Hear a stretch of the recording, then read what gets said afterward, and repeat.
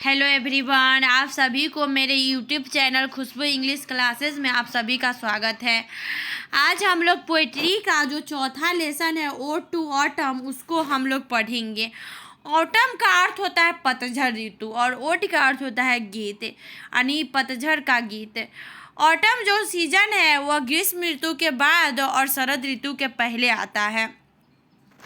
इसके जो राइटर है वह जॉन कीट्स है।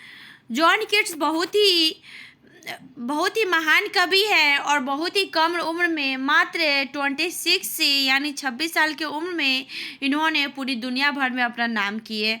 मात्र 26 साल की उम्र में ही इनका मृत्यु हो गया था। इनके बारे में हम पढ़ेंगे। जॉन कीट्स का जन्म 1795 और मृत्यु इनका 1821 में हुआ था। यानी जॉन कीट्स का जन्म 1795 में और मृत्यु 1821 में हुआ था। The greatest of English romantic poets, और यह अंग्रेजी के रोमांटिक कवियों में से, जितने भी अंग्रेजी के महान रोमांटिक कवि थे उनमें से एक थे। जॉन कीट्स को कौन कवि कहा जाता है? ऑब्जेक्टिव के लिए बहुत ही महत्वपूर्ण है, तो जॉन कीट्स को रोमांटिक पोइट्स कहा जाता है। was born एट मूनफील्ड्स लंदन, और इनका जन्म लंदन के मूनफील्ड्स में हुआ था। He studied at Clarks school eight Enfield, और इन्होंने अपनी पढ़ाई स्टडीड जो थे वह किए थे इनफील्ड के क्लार्क्स स्कूल में इन्होंने अपनी पढ़ाई की है। Deeply interested in cricket and boxing, cricket and boxing में इनको काफ़ी रुचि था। यानी क्रिकेट और मुक्केबाजी में बहुत ही गहराई से रुचि रखते थे, इनको खूब पसंद था। ही grew into a voracious reader especially of Greek mythology, और इनका विकास हुआ एक वेरोसियस रीडर के रूप में। वेरोसियस का मतलब होता है जोरदार कवि। जोरदार का मतलब खूब पढ़ने वाला। यानी यह जो थे ग्रीक की जो मिथोलॉजी था, मिथोलॉजी का मतलब होता है पुरानी कथाएं, उसी को हम मिथोलॉजी कहते हैं। तो ग्रीक के जो पुरानी कथाएं था उनको खूब पढ़ते थे, खूब रीडिंग करते थे, यानी इसीलिए इनको वेरोसियस रीडर कहा जाता है।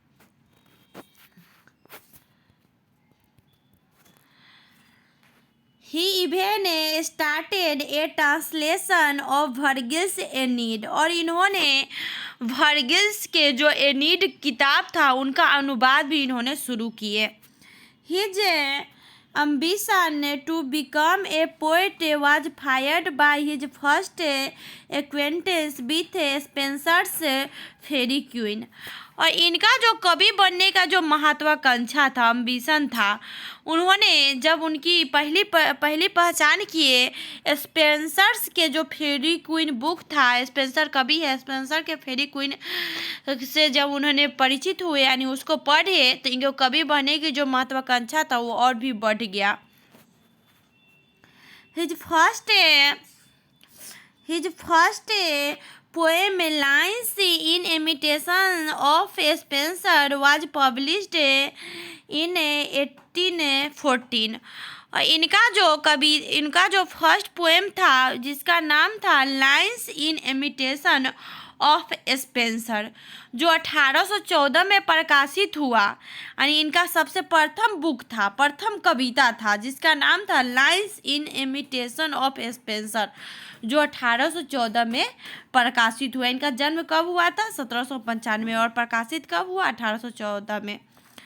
His first volume of poetry entitled Poems was published in 1817, और इनकी कविताओं का जो संकलन था, वॉल्यूम था, जिसका टाइटल रखा गया पोएम्स। यानी जब इन्होंने कविता को लिखी और उसका एक वॉल्यूम बनाए तो उसका जो टाइटल उन्होंने रखे पोएम्स, जो 1817 में प्रकाशित हुआ।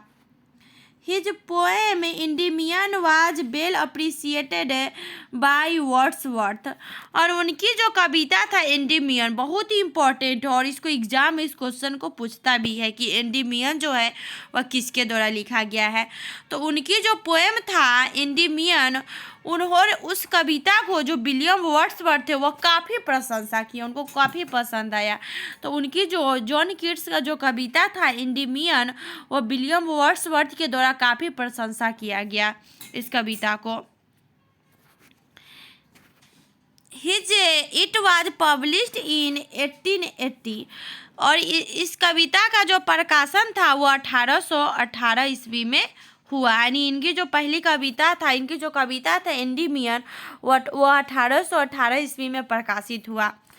ही जो ओट्स का भी अर्थ होता है गीत। इनका जो गीत था on indolence, on a Grecian, on to Psyche, to a nightingale, on melancholy and ode to autumn made him a great romantic poet. यानी ये सारी जो कविता है वह इनको एक अंग्रेजी के एक महान कवि बनाते हैं। जैसे ओट्स का अर्थ होता है गीत, on indolence, on a Grecian, on to Psyche, to a nightingale, on melancholy and ode to autumn made him a great romantic poet. ये सभी कविता जो है उनको ऑफ इंग्लिश लिटरेचर यानी इंग्लिश साहित्य के एक महान कवि, रोमांटिक कवि उनको क्या कर दिया, बना दिया ये सारी कविता।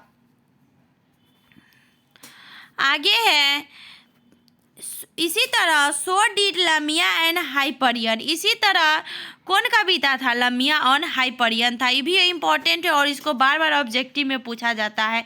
इसी तरह इनका जो कविता था लमिया एंड हाइपरियन वो भी बहुत क्या हुआ, वो भी बहुत ही अच्छा कविता हुआ। He died of tuberculosis in 1821 at the age of 26 और इनका मृत्यु हो गया ट्यूबरकुलोसिस यानी टीबी से, तपेदिक से, मात्र 26 साल की उम्र में यानी 1821 में इनका मृत्यु हो गया ट्यूबरकुलोसिस से। But within this short span of life he was able to achieve greatness. लेकिन इस छोटी सी अवधि के अंदर ही, यानी मतलब स्पेन का मतलब होता है जर्नी, मतलब अपने जीवन की छोटी सी अवधि के अंदर ही इन्होंने महानता, काफ़ी महानता पाने में क्या हुए, एबल हुए, सक्षम हुए। यानी मात्र 26 साल की उम्र में ही इन्होंने अपनी दुनिया भर में अपना क्या किया, नाम कमाया। His poems and letters have dipped beneath their beauty and reflect his awareness of the pains and sufferings of life। आगे जो है उनकी जो कविता है और लेटर्स है, पत्र है, वो उनकी स्वतंत्रता में गहराई से समाया हुआ है। एकदम सुंदरता एकदम नीचे तक एकदम गहराया हुआ है। एंड रिफ्लेक्ट हिज अवेयरनेस और उनको जागरूकता भी करती है, जागरूकता को भी दर्शाती है। अपने जीवन की जो कष्ट है, पीड़ा है, उससे भी वो क्या करवाते हैं, जागरूक करवाते हैं। टू हिम उनके लिए a thing of beauty is a joy for ever. यानी उनके लिए जो सुंदरता है वो हमेशा जॉय देने वाला होना चाहिए। जॉय का मतलब होता है आनंद, खुशी, यानी ऐसी सुंदरता जो हमें हमेशा क्या दे, खुशी प्रदान करें। एंड ब्यूटी इज ट्रूथ है, ट्रूथ ब्यूटी, और सुंदरता ही सत्य है और सत्य ही क्या है, सुंदरता है। In the poem ode to autumn Keats describe the beauty and characteristics spirit of autumn in a series of memorable pictures. और इनकी जो कविता है ओड टू ऑटम वो सुंदरता को क्या करते हैं, डिस्क्राइब करते हैं, वर्णन करते हैं। यानी जॉन कीट्स इस कविता में सुंदरता का वर्णन करते हैं। एंड ऑटम की जो यादगार पिक्चर है उसकी भी उन्होंने क्या बताया है, एक श्रृंखला के रूप में, सीरीज के रूप में इन्होंने क्या की है, उसकी विशेषता बताया है। Exhibiting the principle of beauty in nature, और प्रकृति की सुंदरता की सिद्धांत को भी वह क्या करते हैं, दिखाते हैं, प्रदर्शित करते हैं, एग्जिबिटिंग करते हैं। ये था ओड टू ऑटम का राइटर इंट्रोडक्शन। यानी जॉन के बारे में था, जो बहुत ही इम्पोर्टेंट है और इसे अवश्य जो बिहार बोर्ड है 12th का एग्ज़ाम है उसमें क्वेश्चन जो है ऑब्जेक्टिव से इस इंट्रोडक्शन से शामिल किया जाता है। इसीलिए आप इस इंट्रोडक्शन को ज़रूर पढ़ें और जो इम्पोर्टेंट जो हम बताए जैसे लमिया हुआ, हाइपरियन हुआ, इंडिमियन हुआ, ये सब किसके द्वारा लिखा गया है तो जॉन किट्स के द्वारा लिखा गया है। बहुत ही इम्पोर्टेंट है और इस ऑब्जेक्टिव में इस क्वेश्चन को बार बार पूछा जाता है। Thank you for watching.